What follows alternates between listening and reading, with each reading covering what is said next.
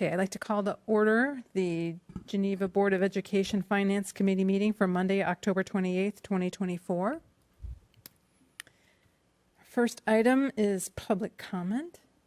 Seeing no one here, we'll move on. Item number 3 is approval of the minutes from September 23rd, 2024. Any changes or corrections that you received, Bonnie? No. Okay. Dan, do you have any at this time? No changes. All right, I don't either. I'll make a motion to approve the minutes as presented. So moved. And second, all right, all in favor say aye. Aye. Aye. There's nobody here to oppose, so our minutes have passed. Thank you. Item number 4 is discussion and consideration. We have 2 things tonight. First, the proposed 2024 draft levy receivable in 2025. Anything you want to say first, Dr. Barrett, or we just turn it over to Mr. Yeah, I say turn it over to Mr. Latham. All right. Okay, The floor is yours. thank you for inviting me tonight. It's my pleasure to present on the 2024 tax year levy. Just a reminder to the committee, it's received in 2 fiscal years. So we'll levy off of the 2024 tax year received in calendar year 2025. We'll get approximately half the tax receipts in May and June, which hit fiscal year 25, and July through October, November, which hit fiscal year 26. So let's talk a little bit about the pieces of it. So the EAV is an equal assessed valuation. Essentially, that says that if your home is worth $100,000 on the market value, it's assessed at a third, which would be 33333. And then if you say applied a 5% tax of that, it'd be $1,667. Just a rough way of looking at how the EAV comes into taxes. The next part of that is property tax. So those are basically new properties that hit our tax levy. And those are new, and they're exempt from the property tax extension limitation law, which is why we quite often levy a little higher in our capped area to kind of capture those dollars. Remember, those are estimated amounts. So last year, I think we ended up with a higher construction amount that we'd anticipated. And if we under-levied, we would have under-received dollars. So that's kind of the way to think about that. And then the extension law basically just says that we receive the lesser of 5% or the consumer price index. And that's the urban model that we use in the Chicago, Naperville area. So essentially, it looks at if a bag of groceries or your shopping cart costs you $100 and it now costs you $105, that's a 5% increase, which is a 5% CPI. Our tax rates are basically what we use to calculate the money that will generate from the value of properties that come in as our dollars. And then we do have some max rates. So our operations and maintenance is capped at 0.75. Our working cash is at 0.05. Our fire prevention and safety is at 0.10. And our special education is capped at 0.8. And so there are some limitations, which is why we have cap rates under PTEL and non-capped rates. Some of the non-capped areas we'll come into later in the presentation. And then the revenue recapture is kind of a fairly new process that's been around for the last couple of years. It basically allows for errors or changes at the Board of Review to create a new and special levy that pulls some of those dollars back. So I guess the best way to maybe explain that is if there was someone that had their taxes reduced, then we have a new total EAV, but we still have to get those dollars from somebody else, so they basically reassess that special levy to bring those dollars back to the district, so we're not out any money. It also is there in case there's any errors or omissions that have occurred. Something was decided and then it was reviewed that there needed to be a correction. So you'll see that on our levy the last few years where we do get a revenue recapture, and I will have that in the presentation. And then truth in taxation is anything 5% or greater requires a public hearing. We will not reach that this year, but we will have the truth in taxation just for transparency. It allows us to have a small public hearing, people come and give testimony on the levy that we're asking for, and then to be part of the record.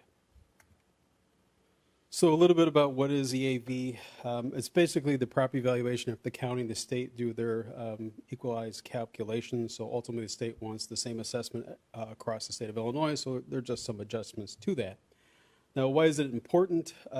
Basically, any growth in EAV must be captured to ensure that the district has a strong financial health, and the total EAV is multiplied by the approved rate per 100 EAV, and that helps us arrive at the extension. So There's kind of a little calculation that's the EAV times the tax rate divided by 100 is our tax extension. Our tax extension divided by the EAV times 100 is our tax rate. So just kind of keep that in mind. It's just the equation of how we get to those numbers. Okay, so here's a little bit about the history of our rate-setting EAV. So as you can see, I've given you the levy year, the rate-setting EAV, and kind of that change over the prior year. The shocking part might be at the bottom. That's the estimated 2024. That was a very large increase in the equal assessed valuation. After speaking with Superintendent Barrett, went back and looked at our surrounding districts, and everyone seems to have a fairly good increase in their EAV. Mostly us in the north in the little survey that I did. So that is an estimate. We don't know if those will be the actual numbers, but it is a very significant increase. And that number comes from the Comes clerk. from the county clerk's office. They provide that as an estimated EAV for us. Then we will pass a levy, and then usually about March, we'll get some final numbers back where we can make adjustments within that. So let's say that the total dollars we're going to receive is $100,000, but I have seen some changes, and we need to maybe move some dollars around funds. I can still make some adjustments within funds, but I can never go over the $100,000. So usually that happens that March, April, and then I will file agreement with that or some adjustments to that, and then that becomes our levy. So looking at the new property construction estimates that I did receive from the county, really looking at where those came in this year was about that 6.6 million in industrial properties and 4.7 million in residential, which gave us a total of about 11.3 million. That's almost where we were at last year, but I think we ended up with a much higher number of almost 16 million. You can see it at the bottom there, so I think we'll just kind of keep that in mind that there may be a few things happening that are being assessed or modified. So the new construction property improvements are exempt from tax cap the first year, which is why we try to go and get all the dollars we can, especially residential. We probably already have those students in our district being educated. Okay, so this is a little bit about the property tax extension limitation law. We certainly understand why it was done. It was done to slow down the increase of property taxes out of a fairness process, but it's something we must follow. I won't go into that too deep. So again, it's 5% or CPI, it's the lesser of, and that's what we call, and again, it doesn't apply to new properties, so we can get our fair share out of those. And there's been very few times that I've been able to levy in my career 5% or greater.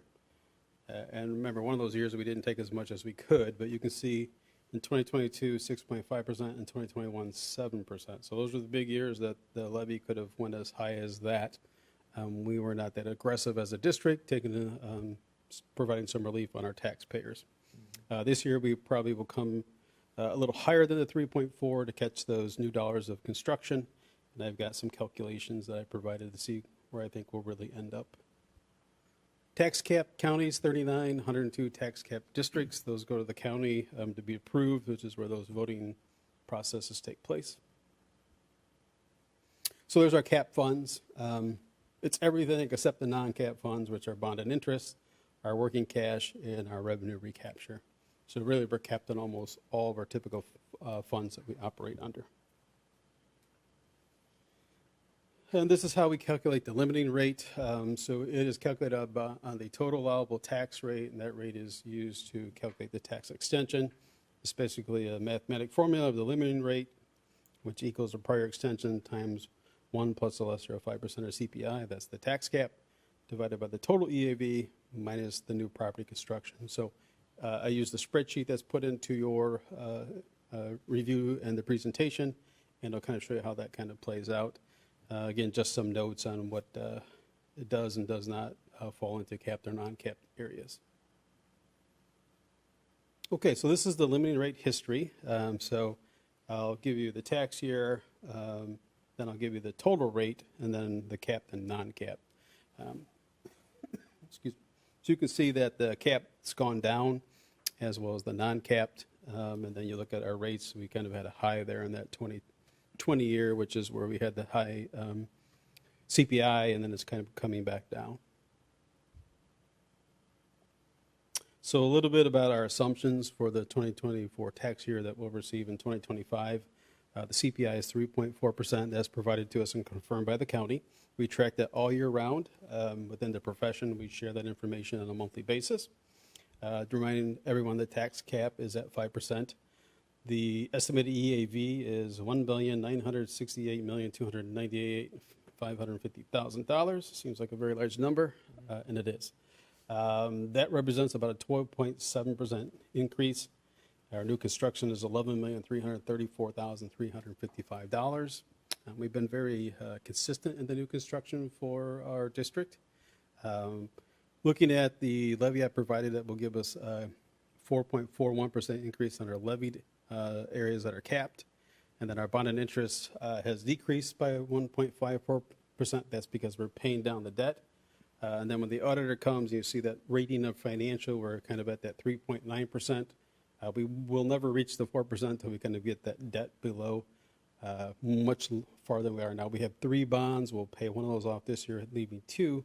And you'll just see that bond and interest be reduced because we no longer have to tax our citizens as much to pay the debt because we're paying it down. And then lastly, that will be our estimated tax receipts of $104,872,193. And that on the bottom represents a $3.1 million increase over the prior year. Okay, so this is a little about the sheet. So I get to use the high. So this is really where the CPI goes into that. We look at last year's EAV, which was the 1.7 billion, and then this is the rate that I talked about, what we think the number is going to come in at for that estimated EAV. Plus the new construction gives us the total dollars right here that I'd mentioned in the presentation, roughly about a 13.7% increase, including the new construction. This is our living rate. That's the calculation I talked about. That is the mathematics that takes place. And this is our estimated capped extension. It's also down here. This really says, well, if you look at CPI and PTEL, that's the most that you can get. I've asked for a little bit more because we hope to capture a few more dollars in the new construction area. So this column represents last year's numbers. So last year, our capped extension, which is right here, would have been $86,377,000, and our debt would have been $14.9 million, and we would have asked to receive $101 million. Looking at this year, I've added some changes here. Some of those have to do with the fact of our fund balance and needs, so it gives me a little column to maybe adjust a few things other than saying this is what you can get to what I think we might need. This is where that 4.41 comes in with a little dollar ask, thinking these estimates will go up. This is our debt service. So we went from 14.9 million, which is right here, to this new amount in this year's levy, which is 14.6 million. So we keep drawing down that cost for bond and interest payments, paying off our long-term debt. This will leave us this amount that I had mentioned earlier, which is, I think when all said and done, about a 3.53% increase, still higher than CPI, but not lower than that, at about $104,872,000. So could that change? It might. We still have a tentative we'll come back with in November and a final December. We will still see if there's any changes, anything at the county or anything from our assessors. Or any adjustments that we feel that we might need to make here trending in our current budget that we need to account for. Because remember, we get half of this in the current fiscal year and half next year. So as I kind of look at the finances, I'll see how that all plays out. But I'm pretty good with the numbers, I think, at this point, and I'm very satisfied with what we have. Total levy is right here. That's that 90 million that we're looking at in the capped funds. All right, so what's next? This will be our truth and taxation hearing.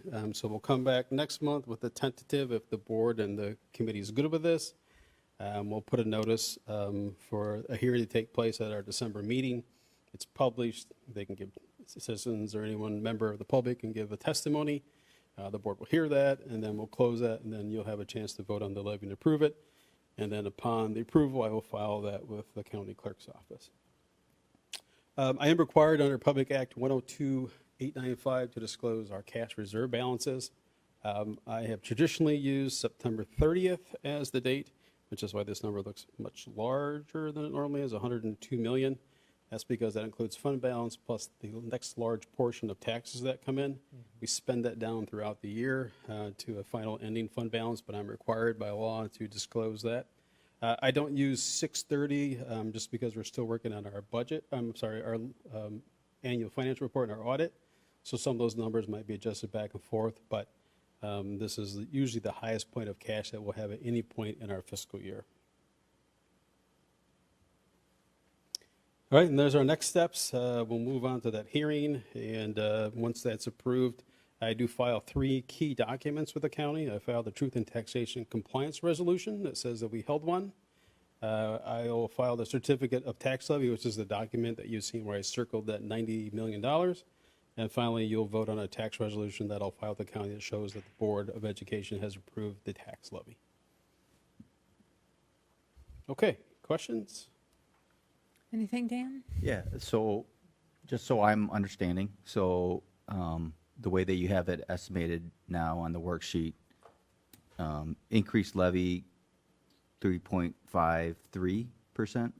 Right, so it'll be 4.41 with the capped funds, and then as we add back in the bond interest, remember that amount reduced from the prior year, Right. so that'll bring us back down a little Minus bit. the 1.54, my eyes are terrible, but yeah. Yeah, that's the reduction of debt from the prior, or bond and interest payments from the So prior year. 4.41 minus the 1.54, that equals to 3.53, if I'm doing the math right. Yes, it's not the amount, it's the total dollars, but yes, it will come out to a lesser amount, still higher than CPI. Right, CPI is 3.4? Yes. Okay, And that doesn't, hopefully we won't lose anything at that point. I mean, we could go higher. I mean, we are going to have a truth in taxation to 5%, but I don't know if that's necessary unless we have some unforeseen needs. Say, for example, between now CPI and cap then. is 5, Yes. no, CPI is 3.4, the PTEL cap And is that's 5%. the cap. Right. Yeah. Most I could ask for. okay, yeah, right, okay. And So- then historically over what was our levy amounts? Historically, yes.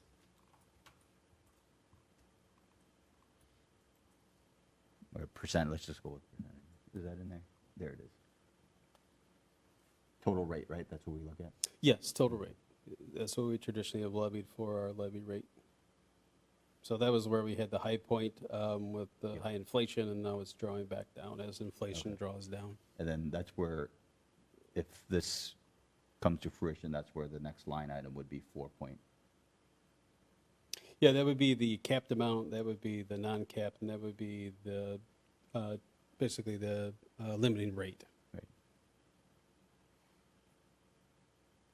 I guess my question is, total rate would be, in the numbers that we just talked about, cap levy, okay. Yep, so So it's the two middle part- middle column there, middle number column, 4.41. Yeah, so we're talking percentage versus rate, those are different. Oh, I'm sorry. That's right. So this is actually the calculation of all funds that has the tax rate. And the other part we're talking about is the percentage over Right. the prior year. Got it. Okay, got it. Got it.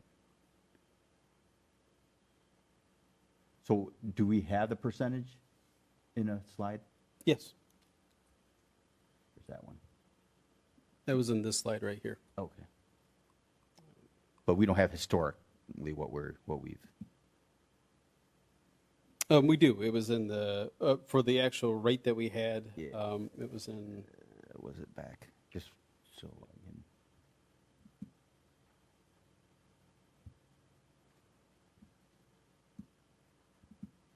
There it is.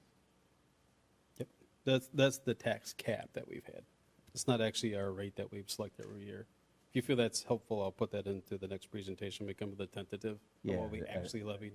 I think if we Okay. had Yeah, that, that would what- be what helpful. we've selected in the Yep. last several years. I can do that. And then the cap in 21, 22, why was it high in those years? It's because the CPI had maxed out as the inflationary rate went at that high. We didn't take it all that Right. much every year just because was- we were being they made that. as easy as we could on our tax payers, yet meet our financial obligations. Okay. A lot of other districts did, but we did not. And then I had one more question. Oh, no, the question was on why the rates were higher during those 2 years. Okay. Yeah, I know that- inflation drives those up, and as Right. inflation goes down, so does the limiting rate. Okay. My only question, and I must have not realized this in years past, the CPI, you said that there's a calculation urban, so CPI is calculated differently throughout the state. Springfield could have a different one, Carbondale, because you had mentioned something about the Naperville area. Yeah, and we still get it from the Department of Labor, but there are some nuances in different areas. I'm not going to say it's a lot, but there are some different costs. Okay, so there is some consideration for places that may have higher CPI as opposed to others. Okay, that's good to Could be know. on the overall cost of Yeah. inflation, but we use the Department of Labor's rate when we do this. The county sets it for us, identifies it, and that's the rate that we all use as districts or taxing bodies. Okay, thank you. I didn't have any other questions with that. Anything else, Dan? No? All right, thank you.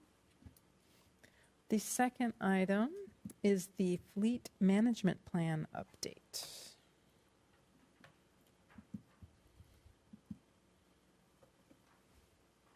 Portrait, different presentation. Very nice. Yeah, thank you. So this is originally when I came to the committee and the board in 2022. There's not much that has changed in regards to why we were changing that. Increased cost of buses, uncertain delivery. I'm here tonight to talk about uncertain delivery schedules and why we're changing the bus needs more than anything else in those 4 key factors. Same thing, we talked about why it works, why we're moving to buy new school buses. In this case, we end up buying propane. Why we've held buses, why we want to turn them over. I want to get to the slide I think is the most important, and that's this particular slide. When we looked at our smaller passenger purchases, non-72 passenger buses, we thought we were going to be able to acquire 2 in 22, 23, and then 7 the following year in 23, 24, and then into this year picking up another 6 buses. We went with the state bid, which basically we put in for almost 2 years ago to receive those at the state bid cost. There was delayed in manufacturing of the buses, and then the company was bought out. We have not received any of those buses to date, and we don't expect to receive those until maybe April or May of next year, which has really changed basically our fleet plan, how we plan to replace our buses. That's important because we can depreciate them over 5 years, and our current buses are depreciated out. But not being able to buy new ones, I can't put them on the depreciation schedule, basically by what ISB states. And overall, we're still looking at 75 buses, and here's what we believe the new plan looks like. So you can see I now replace those with zeros, and I think what I need to do is ask the board for their support in obtaining some new buses through a competitive bid process. And I plan on going out with those to look at, again, like we did 72 passenger, but we're looking at 2 types of buses, 30 passenger and 24 with lift. We're going to be looking at the cost of diesel, cost of gasoline, and the cost of propane. And we'd like to look at least purchasing 10 of those. And then the 7 and the 4 with the little asterisk next to it reflect those that were under the state purchase plan.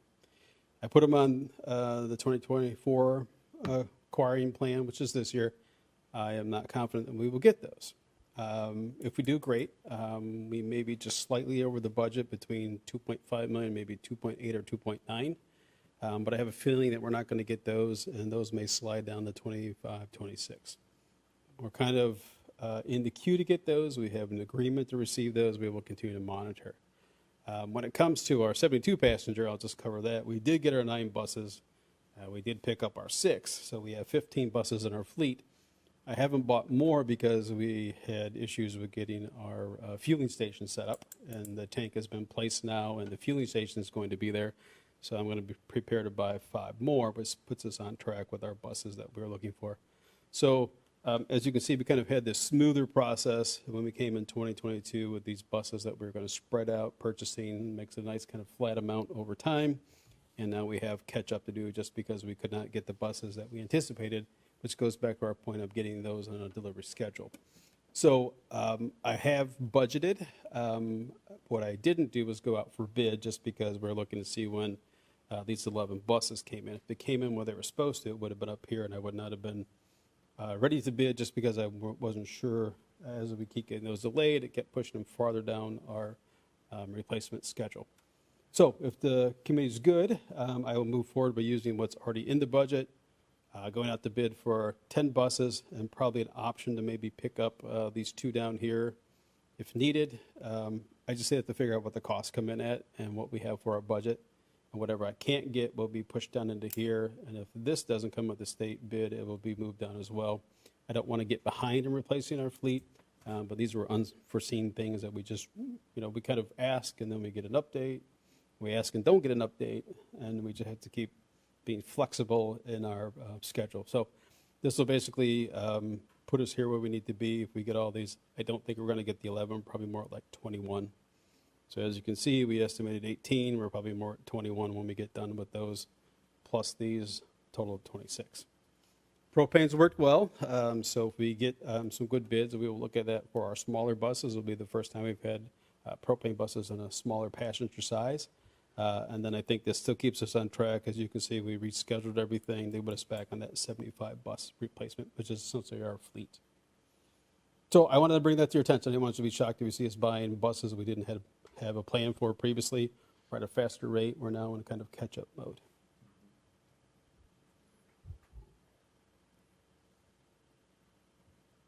Okay. Right. It's really to give you an update. So just one quick question regarding Yes. this. So you said we,